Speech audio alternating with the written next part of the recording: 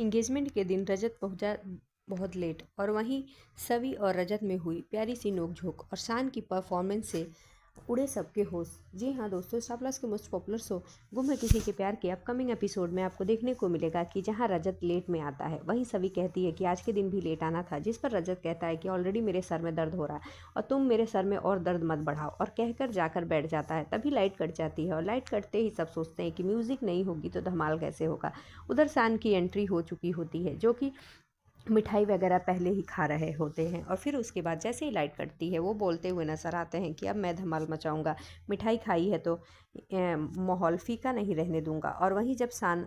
अपनी आवाज़ों से समा बांधते हैं कि चांद सिफारिश करता तुम्हारी, तो सबके होश उड़ जाते हैं। जी हाँ दोस्तों, आप आगे के एपिसोड में हम सभी को देखने को मिलेगा कि शान सवी और रजत को एक दूसरे के करीब करने की बहुत कोशिश करेंगे और वो धक्का देंगे रजत को, जिससे वो सवी की बाहों में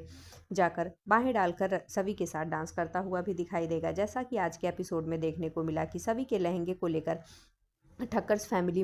बहस करने लगी, जिसमें उसकी बहन और उसकी मम्मी कहते हुए नजर आई कि अगर शर्त के मुताबिक हम लोगों की जीत हुई थी तो हमारे ट्रेडिशन के हिसाब से तुम्हें कपड़े पहनना चाहिए था, सभी तुम कपड़े चेंज करके आओ। जिस पर सभी कहती है कि आप लोगों का मान रखते हुए सारी फंक्शन आप लोगों के हिसाब से ही हो रहे हैं, सुबह भी जो कुछ भी हुआ आपके ही रीति रिवाज के हिसाब से हुआ, लेकिन मैं ये कपड़े नहीं चेंज करूँगी क्योंकि मेरी आई का है, उन्होंने अपनी इंगेजमेंट में पहना था और मैं चाहती थी कि मैं अपनी आई के ही कपड़े पहनूं, तो मैं यही पहनूंगी। जिस पर श्री कहती हुई नजर आती है कि नहीं, इतने पुराने कपड़े। तभी रजत की बहन कहती है कि मॉम, ये फैशन है, माँ के कपड़े पहनना कोई बात नहीं, भाभी ने अगर पहना है तो अच्छा लग रहा है, इसमें कोई दिक्कत नहीं है। तभी रजत का सब लोग वेट करने लगते हैं, रजत कहीं दिखाई नहीं देता। पार्टी में मौजूद लेडीज़ें तरह तरह की बात करती हैं कि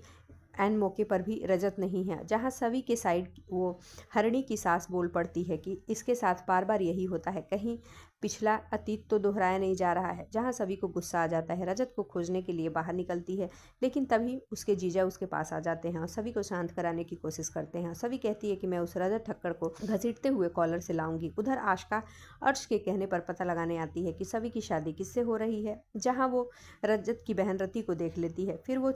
छुप कर सुनने और देखने की कोशिश करती है। वहीं सभी को उसके जीजा के साथ देखकर सेल्फी लेते हुए आस्का को गलतफहमी हो जाती है और वो समझ जाती है कि इसके साथ ही इसकी शादी होनी है सभी की, और वो फोटो क्लिक करके अर्श को भेज देती है और वहाँ से भागने की फिराक में हो जाती है, क्योंकि उसे ऐसा डर लगता है कि रजत की फैमिली में से कोई भी मेंबर उसे देख लेगा तो यहाँ तमाशा हो जाएगा। जी हाँ दोस्तों, अब आगे के एपिसोड बहुत ही धमाकेदार होने वाले हैं, क्योंकि आस्का को यकीन हो गया है कि सभी की शादी रजत से नहीं किसी और से हो रही है। अब रजत के लेट आने की वजह जानने के बाद सभी